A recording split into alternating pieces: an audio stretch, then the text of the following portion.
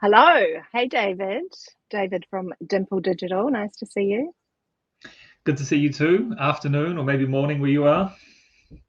Yeah, I got in late last night to Singapore. I am here for the week, um, working on site with one of my clients, which is nice to kind of have a change of scenery. But as I said before we jumped on the live, I'm here early in the morning before we start our day's work, and the Mhm. aircon is not on in the building yet. So forgive me if I start melting throughout this live. Yeah, yeah. The one time I'm not jealous that it was like nice and cool here this morning in Cambridge where I am. Well, welcome. Thanks for joining us. You are our Google Suite partner at the Marketing Collective, and today we're going to be talking about traffic driving techniques. Do you want to just give us a brief outline of Dimple Digital Yeah, sure. before So we my jump name's in? David. I'm the director, I guess you'd call me, at Dimple Digital, and we've been in business for the last 5 years. And why we're in business is that we really want to make a difference to small business owners because when you achieve your business goals, you achieve all your personal goals as well.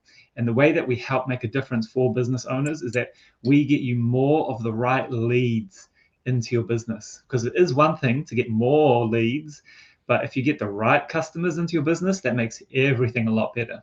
And the way in which we do that is that we do digital marketing. So we look after your websites, we run your Google ads, and we get the right traffic to your website so you're getting the right inquiries from the right type of customers. Awesome. Um, I know for a lot of my clients, the Google Suite is kind of a minefield, right? And it's changing all the time. It's Yeah.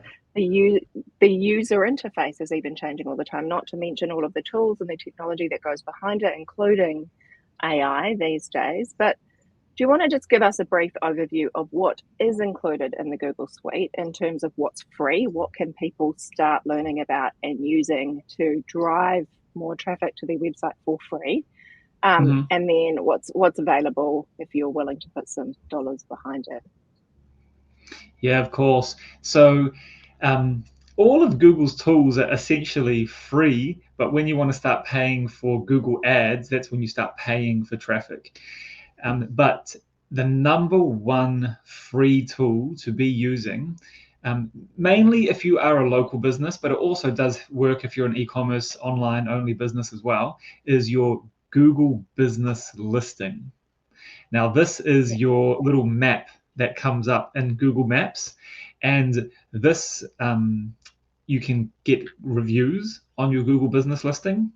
But when you are searching for anything specifically within a country or a geographic region, the ads come up at the top of Google, but then the next thing that comes up is the Google business listings. And these are um, so effective if you want to be found for your particular industry or your particular service in a geographic region. And it is way easier to rank for your Google business listing than it is to rank your website. Your website takes a lot of work. But if you can get a really well optimized listing and get more reviews than your competitors, which actually isn't that hard because most people aren't actively asking for reviews from their customers, then it'll bump you up to the top of Google search results straight away. And probably one of the most important things about your Google business listing is the number one customers for every business comes from word of mouth referrals. And when people hear about you, the first thing they do is actually just look you up just to make sure you're credible. And if they look you up, search your business name, and your Google business listing comes up straight away, and you've got 55-star reviews, well, then of course they're going to trust you straight away and they're going to call you and they're going to do business with you. So, sure, it'll attract new clients, but even more so, it builds credibility with anyone who hears about you. Yeah. How easy is it to set that up? It's actually relatively easy. It used to be an absolute nightmare getting your Google business listing verified, and they would Yeah. send postcards from Asia and then they never arrive. But they've made that a lot easier. Yeah, and during COVID, they never arrived for like 12 months, so no one could start a Google business listing. But literally Google how to set it up, follow the processes, enter all of your business details. They make it pretty straightforward. You verify your business listing either with a phone number, a website address, or a physical location, and then your business listing is live. And then from there, make sure you have all of the right information on your listing, photos, opening hours, all of that basic stuff that you'll put in, and then ask for reviews. And just do that as part of your normal service delivery, operating procedures, is that every time you do work for someone, ask them for a review. Build it into your customer journey. It doesn't have to feel icky. You can build it in nice ways into the right stages of those customer journeys. Paid ads. This is the bit that can be a bit scary for people, I think. And next week we are going to talk about advertising readiness, when to know when your business is potentially ready to take that next step and to put in some money behind paid ads in Google. What are your top tips on paid, and how much can you do that's unpaid before you can start scaling through paid channels? Yeah, well, I guess all of the unpaid channels usually happen offline, right? So you're doing your networking, you may be like reaching out to people, you're working your contact list. But as soon as you tap out your referrals or maybe your networking, and you want to be getting leads consistently from other channels, well, then that would be the time where you're ready to invest marketing spend in something like Google Ads. And the reason why Google Ads is such a huge platform, and to give you some perspective, I believe Google get 80% of their revenue, and they do billions, tens of billions a year from Google search ads, the real basic text ads that appear at the top of Google search results. And the reason these they make so much money out of it is because they are very effective. Because if someone gets out their phone and is searching for a product or a service in a certain location, and your ad is up at the top, they have already decided what they need. They're very down far the buyer making decision process. They have a high intention and they're just looking for the right product or service. So by having that Google ad at the top, you're getting more high quality traffic to your website, and you pay per click.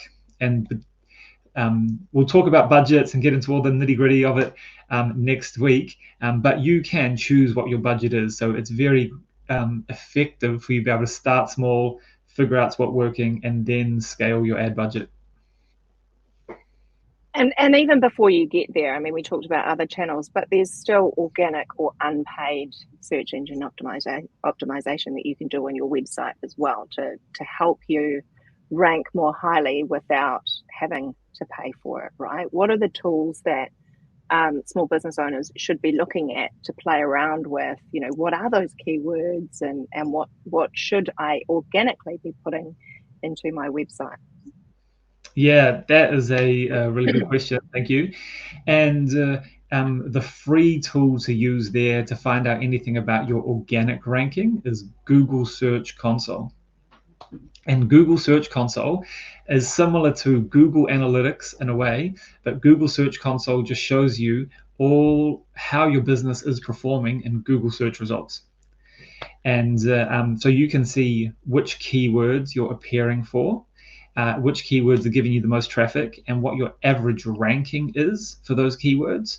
And so a good little exercise to do is to log into Google Search Console, verify your website, and then once you're verified, it gives you all of the information, and then you can see which keywords you might have a lot of traffic for. So there might be 1,000 searches for a particular keyword each month, and you're getting zero traffic for that because your ranking is 50. You're on page 5 plus. So that means you're not going to get any traffic for that keyword.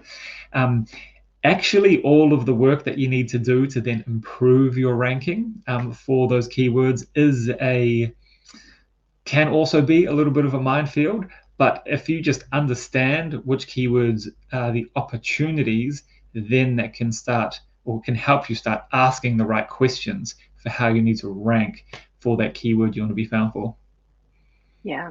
And getting creative, testing and optimizing, being really specific, because we all know once you start putting money behind it, some of those keywords are in high demand. And unsurprisingly, this is how Google makes their money. the high demand keywords are the ones that you pay big money for. Um, is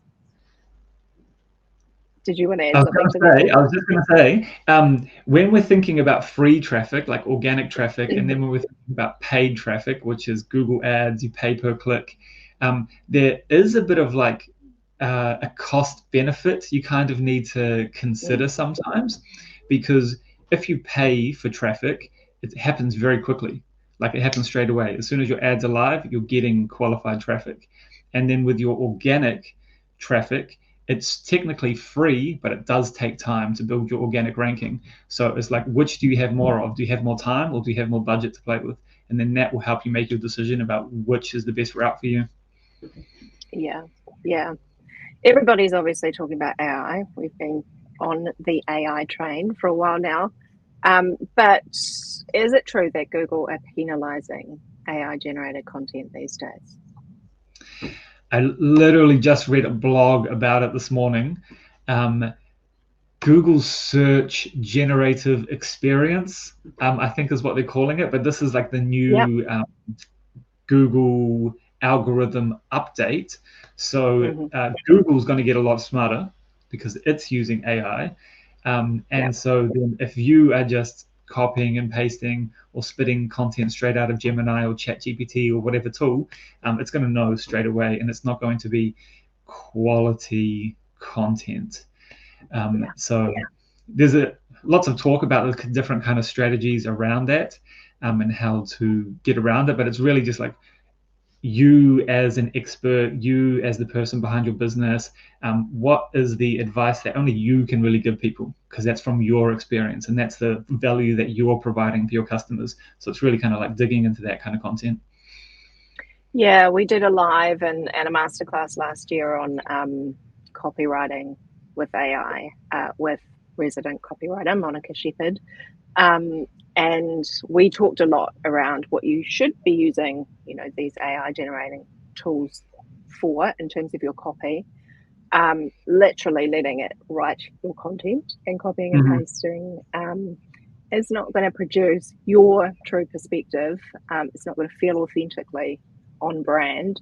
And now tools like Google are going to spot it, and that could affect your ranking too. So, whilst these are amazing tools that can help with outlines and help you generate, keywords that are going to be useful as well, they're not tools that you really want to be creating all of your content on.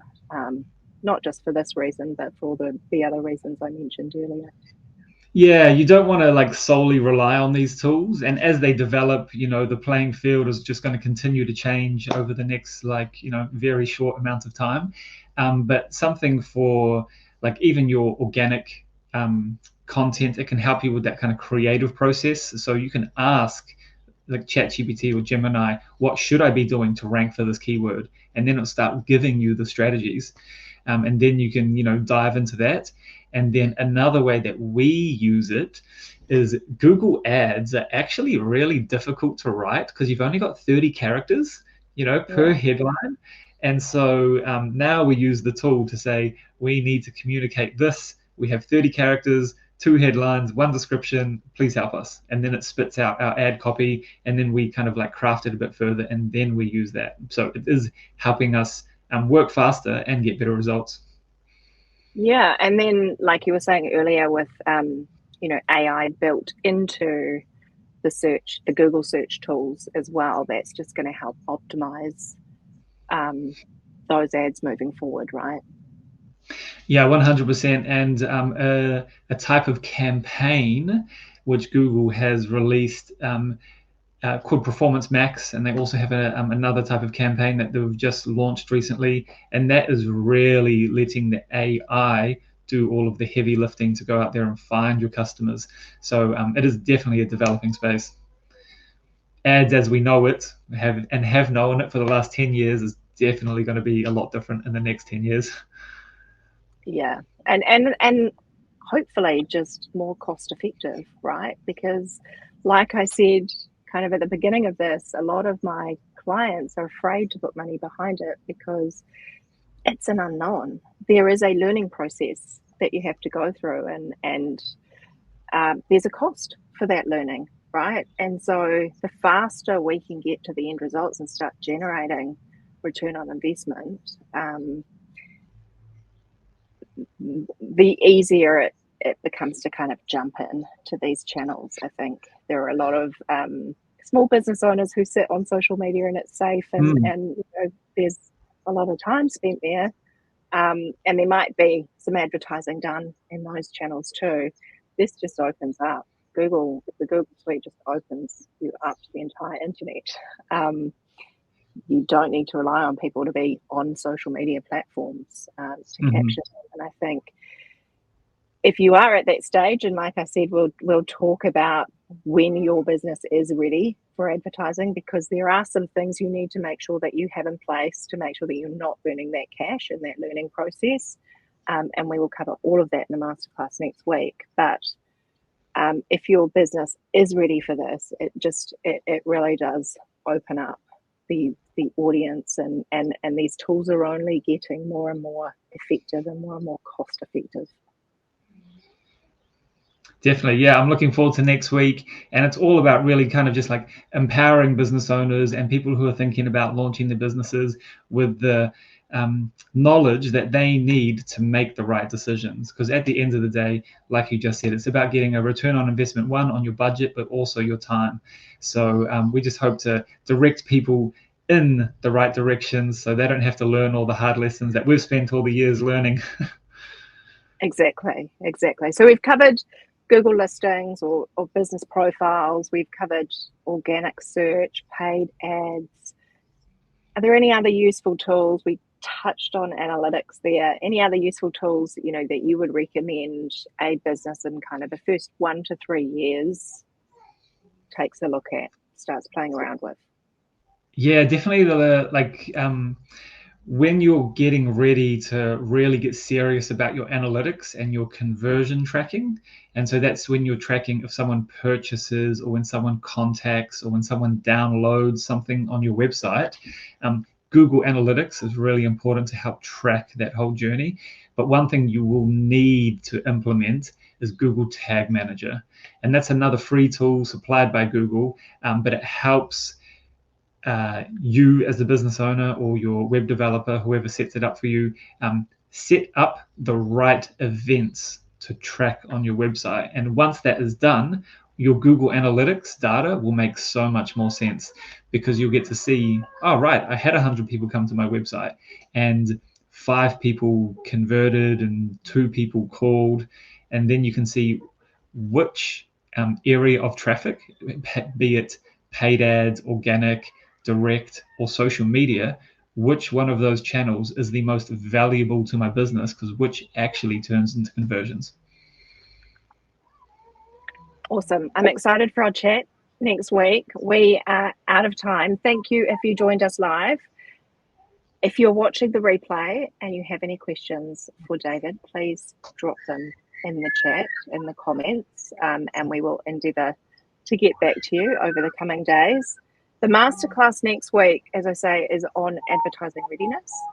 David will be taking you through all of the check boxes, I guess, you want to make sure that you've got in place, and not just from a technical perspective, but making sure that your messaging is on point, that your offers are actually selling and they're proven before you jump into paying for traffic to direct. Because remember, Google only drives the traffic there. Your website has a big job to do once they land there, and so that all has to be taken into consideration when you're looking at paid advertising as well. So we're going to cover all of that next week. It's at 1 p.m. on Tuesday the 16th, New Zealand time. I will still be in Singapore then, so I will see you then. David, thanks so much. Yeah, looking forward to it. We could have talked and done the whole session right now, but let's wait till next week. I know, and we still won't cover everything in half an hour, which is why we also have the Mastering Marketing program. So David presents 2 Google Suite modules in the Mastering Marketing program, which we will tell you more about on the masterclass next week, or you can go and check it out at themarketingcollective.co.nz. Thanks again, David. Thanks everyone for joining. Take care. Catch you later.